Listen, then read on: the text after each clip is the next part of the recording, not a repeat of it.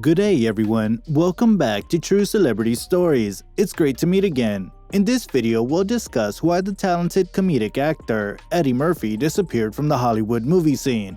But first, subscribe to our channel and click the notification bell to get notified whenever a new video is uploaded. You can laugh your ass off because of Eddie Murphy's movies some years ago. Many of us associate his movies with happy childhood recollections: The Nutty Professor, Daddy Daycare, Dr. Dolittle, Coming to America, and of course Shrek. He was all over the place. It was all over the movie scene. But what happened to him? It turns out that the reason behind his apparent disappearing act is quite complicated, so stay tuned with us till the end. He's just been enjoying his life. However, there's a lot more to it. Let's take a look, but before we get serious, who is Eddie Murphy?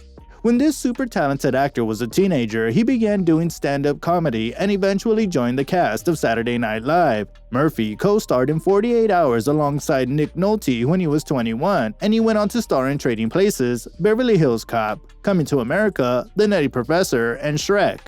He appeared in a lot of movies, including comedies, dramas, and family pictures.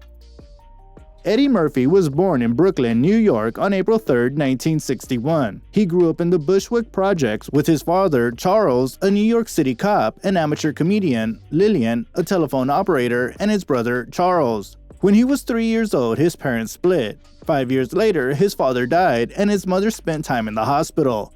Murphy's mother married Vernon Lynch, a foreman at the Breyers ice cream factory. When he was 9 years old, the family moved to Roosevelt, Long Island, a predominantly African-American suburb. Murphy grew up watching a lot of TV shows and had a tremendous talent for impersonating characters like Bugs Bunny, Bullwinkle, and Sylvester the Cat. Murphy subsequently said, "My mother claims I never spoke in my voice." Murphy found a fantastic outlet for his linguistic agility in grade school, excelling in the popular game of ranking, trading witty insults with peers while never being a serious student. Murphy dazzled his youthful audience with his Al Green imitation while hosting a talent event at the Roosevelt Youth Center when he was 15 years old. Murphy began practicing his comedic routines after school and performing stand-up at local pubs, clubs, and gong shows due to his early success. On the other hand, Murphy's schooling suffered, and he had to repeat the 10th grade. He barely graduated a few months late by doubling up on classes and attending summer and night school. In his graduating class, Murphy was voted most popular. His stated career goal is to be a comedian.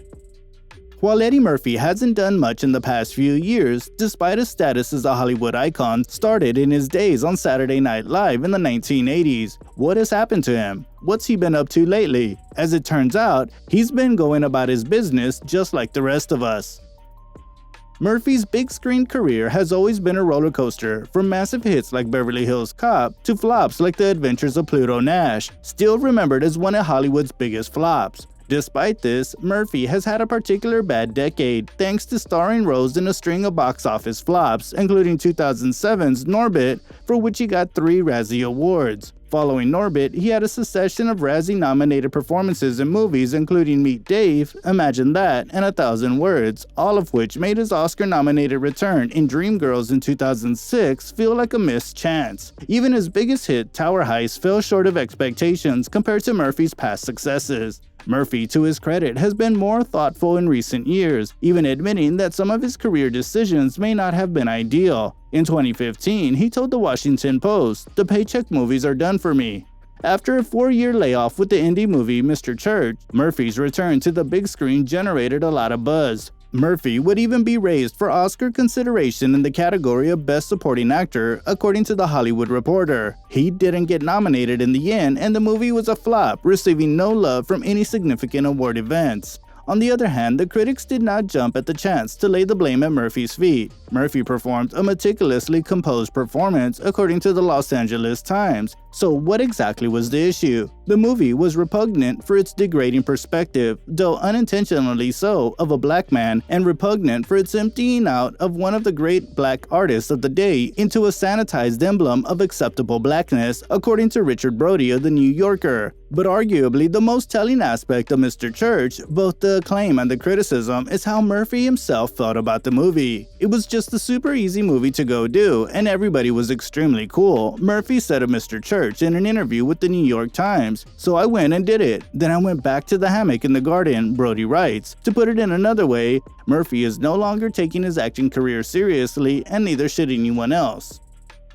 Eddie Murphy had an interview with the SAG-AFTRA Foundation in November 2016, providing an incredible glimpse into the comedic legend's thoughts on his career and future goals. To put it frankly, he doesn't have a lot of them. Murphy chuckles at the notion of practically every question he's asked and delivers vague, weak responses to a group of aspiring actors who want to know how he prepares for jobs such as, "I don't have a method." Given his lengthy string of critical bombs, his possibly least surprising answer came when he was asked if he had any regrets.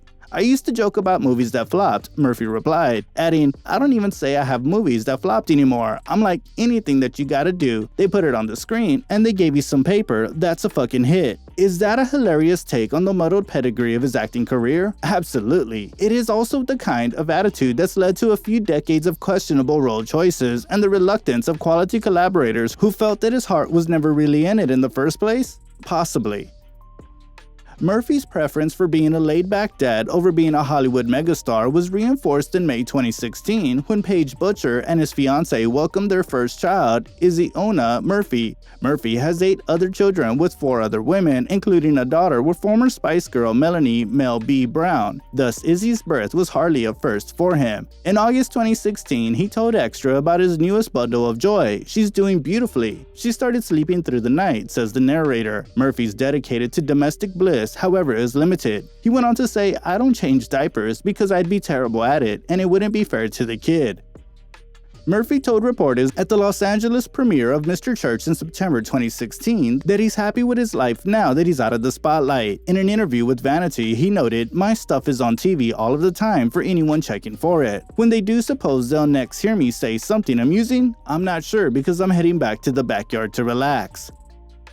Even though fans may be perplexed by Murphy's disappearance from the big screen before his comeback, the legendary comedian had been planning his retirement for years. Murphy, then 47, stated on the Today Show in 2008 that he had a target date for his departure. He said, "I plan to make movies till I'm 50. That'll be in 2 years and 8 months. Then I'll return to the stage." Murphy has primarily kept his word since then. One of his most recent significant features, Tower Heist, was released just a few months after he turned 50.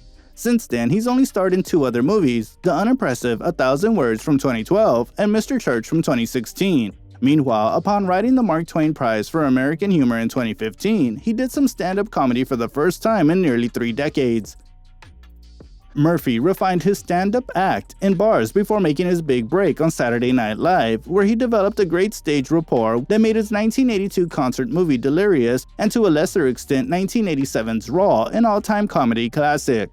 He's been off the road for years, but he's periodically hinted at a return to stand-up comedy, and now, with a few qualifiers, he seems to be thinking about it again. When questioned about resuming his stand-up career during a 2016 interview, Murphy responded, "I think about it. I'll get there eventually. It won't simply be stand-up though. It'll be a musical performance. It'll be a comedy show. It'll be scenes from my movies. I only need to figure out how to put together a show. I can't imagine myself doing precisely that because I'm new to the stage and stand-up comedy. I can envision having some of it and then doing the rest of tasks. We'll have to wait and see." Although it's difficult to imagine him being anywhere near as hungry for success as he was at his legendary peak, the fact that he walked away from live comedy at such a high level would arguably make one wonder why he disappeared. With Murphy's retirement on his mind, it could also be an excellent opportunity to bring up his career full circle.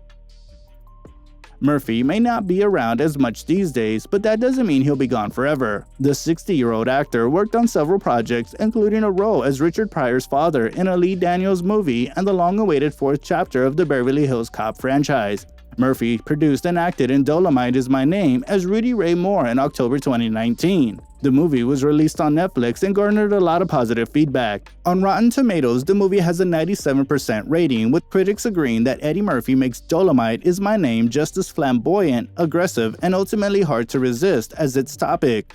Murphy was nominated for a Golden Globe Award for his work on the picture. Finally, Murphy and most of the actors reprised their roles in the sequel to Coming to America, which was released in March 2021. He eventually made a comeback.